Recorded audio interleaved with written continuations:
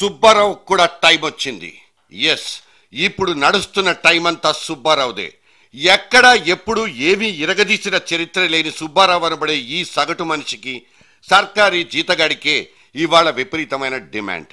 ఆ డిమాండ్ ఎంతంటే సీఎం కుర్చీల్ని సైతం శాసించగలిగే అంత. ఏపీ చిరుద్యోగుల సంఘం చుట్టూ ఇవాళ చక్కర్లు కొట్టేస్తున్న సీమాంధ్ర పార్టీల దురవస్థ చూస్తుంటే బళ్ళు ఓడలయ్యే దృశ్యాలే మన కళ్ళెదుట సాక్షాత్కారం.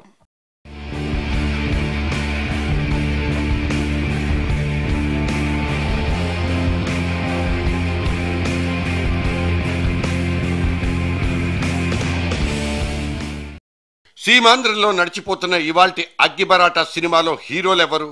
ఎగిసి పడుతున్న ఈ నిప్పు రవ్వల కేర్ ఆఫ్ అడ్రస్ ఏంటి?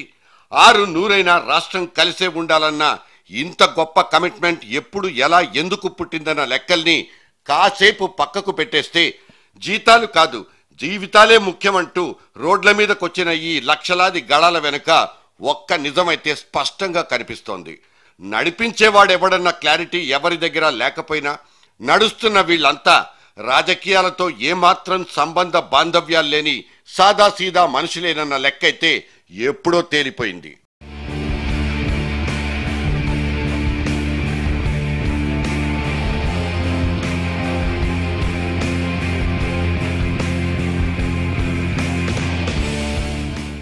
ఊచర వెల్లుల్ని నమ్మడం పూర్తిగా మానేశారు. ఉద్ధరిస్తాయనుకున్న పార్టీలన్నింటినీ మూట కట్టి అవతల పెట్టేశారు. ఎవరి ఆధిపత్యాన్ని గాని, ఏ చిన్నపాటి ఉదాసీనతను గాని సహించే వాతావరణమే అక్కడ అస్సలు కనిపించడం లేదు. ఫ్లెక్సీ మీదున్న జేపీ నారాయణ బొమ్మకు, టీజే వెంకటేష్ కారు బానెట్ కి తగిలిన ఈ చెప్పు దెబ్బలే ఈ దూకుడికి నిదర్శనాలు. కరడు గట్టిన సమైక్యవాదులం అంటూ ఇన్నాళ్లు బోర్డు పెట్టుకు తిరిగిన పొలిటికల్ మొహాలకే అక్కడ తీవ్రమైన తిరస్కారం తప్పలేదు.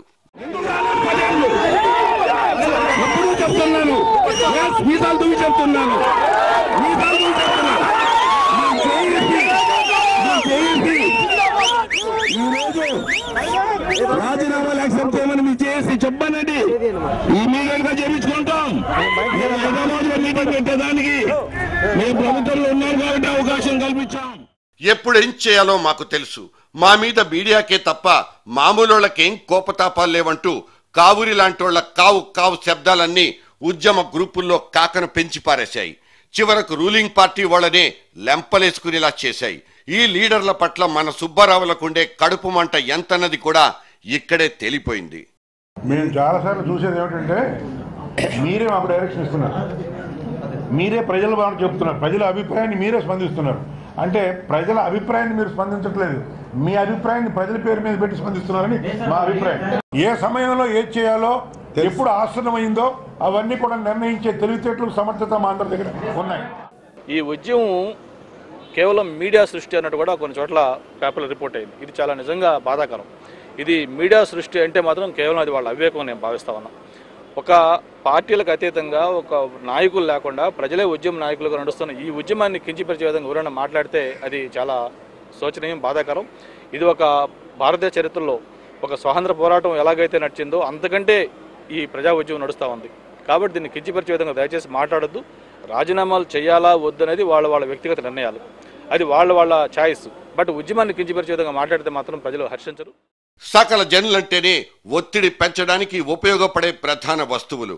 కిందటి సంవత్సరం తెలంగాణలో వేర్పాటు కోసం ఉద్యమించి కేంద్రంలో కదలిక రావడానికి దోహదం చేసింది ఈ సకల జనులేనన్న సంగతి ఇక్కడ మనం గుర్తుంచుకోవాలి. సో ఇక్కడ సుబ్బారావులు జూలు విదల్చాలే గాని కొండలైనా కరిగిపోతాయన్న కాన్ఫిడెన్స్ దాదాపుగా అప్పుడే వచ్చేసింది. ఇవాళ సీమాంధ్రంలో సైతం వాడు వీడు అన్న తారతమ్యం లేదు. ఆడామగ అంటూ భేదభావం అసలే లేదు. అన్ని వృత్తులు, అన్ని జాతులు కలిసి ఒక జై కొట్టే తెలుగోడిగా మారి తుఫాను తీవ్రతకు అద్దం పట్టేస్తున్నాడు. ఫర్ యువర్ కైండ్ ఇన్ఫర్మేషన్, ఇక్కడ parties and politics strictly excluded. 1-2 పార్టీలు అడపాదడపా జెండా పట్టుకుని ముందుకొచ్చినా వాళ్లను తరిమి కొట్టిన సందర్భాలే ఎక్కువ.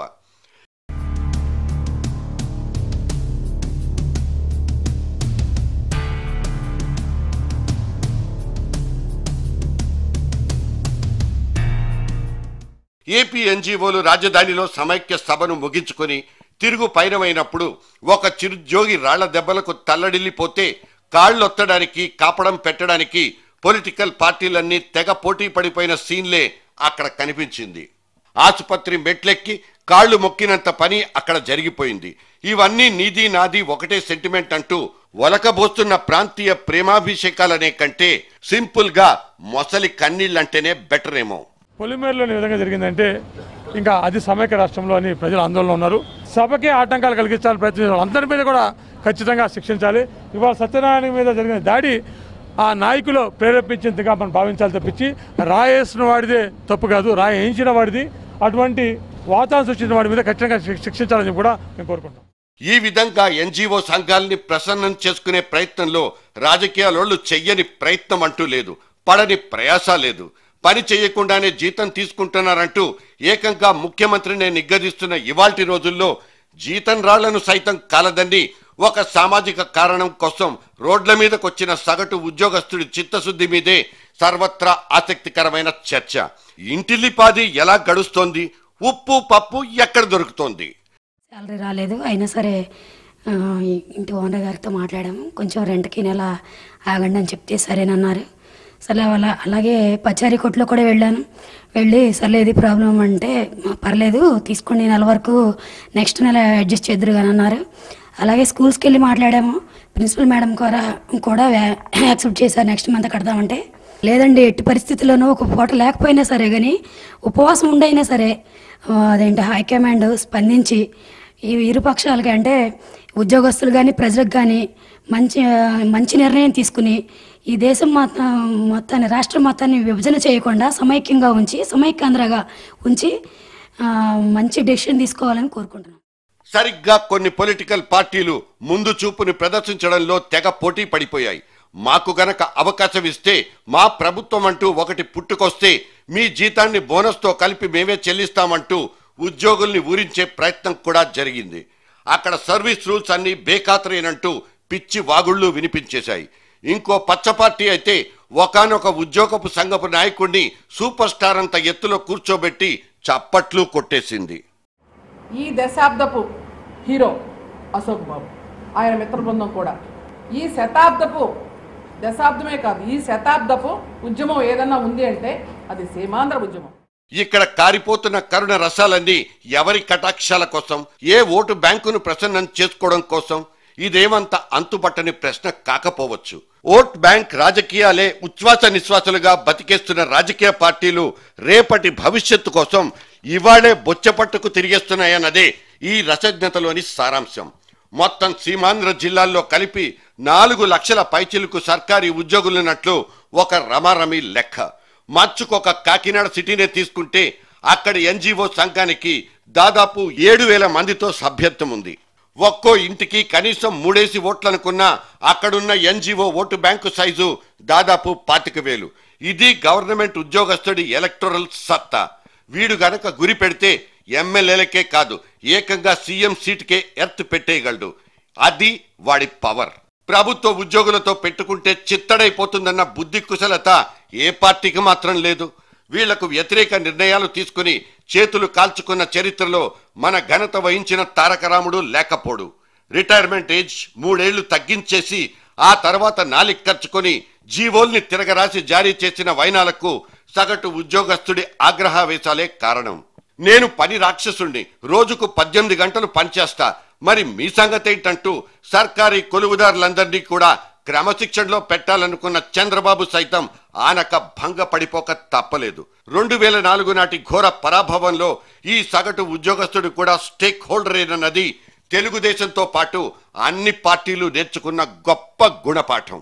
తన పనేదో తాను చేసుకుంటూ తన తిండేదో తాను తింటూ బతికేసే ఈ సగటు సుబ్బారావును కెలికితే ఎదురయ్యే పర్యవసానాలేంటన్న లెక్కే ఇవాళ ఈ పార్టీలోళ్ళందరికీ తిక్క పుట్టిస్తోందా?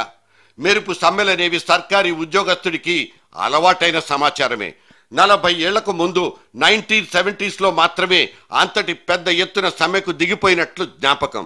ఇవాల్టి ఈ సమైక్య రాపిడి వెనక ఏదో ఒక రాజకీయ రంగు లేకపోలేదంటూ అనుమానాలు పొడచూపినా దాని తాలూకు ఆనవాళ్లైతే ఎవ్వరూ కనిపెట్టలేకపోవడం ఇంకో విచిత్రం. ఇప్పుడున్న పార్టీలకు తోడు కాంగ్రెస్ నుంచి విడిపోతూ ఇంకో తోక పార్టీ కూడా పుట్టుకొస్తోందంటూ వాసన కూడా వస్తోంది. అవకాశవాదాలతో పుట్టే పార్టీలతో మనకు పనేంటి, మనమే ఒక పార్టీ పెడితే ఎలా ఉంటుందంటూ ఉద్యోగ సంఘాల మధ్య నుంచి ఒక కొత్త రకమైన ఆలోచన కూడా పుట్టేస్తున్నట్లు సమాచారం. సో రాజకీయాలకు అతీతంగా పురుడు పోసుకునే సుబ్బారావు అండ్ కో అనబడే పార్టీ గనక వాస్తవంలోకి వచ్చి ఊడిపడితే ఖచ్చితంగా అదొక వినూత్నం, ఒక విప్లవం కూడా.